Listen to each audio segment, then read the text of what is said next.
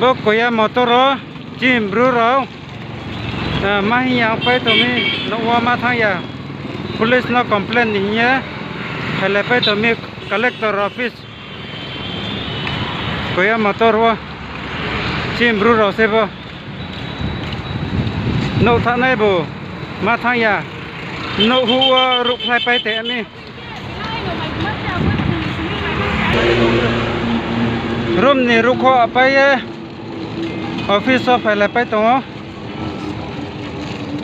sarui sống tụi ha mày mới phải mát phong nhá cô biết thắc cái linh phong linh phong phải hả linh lấy phải tụi số ha này này lấy ra được không linh phải số ha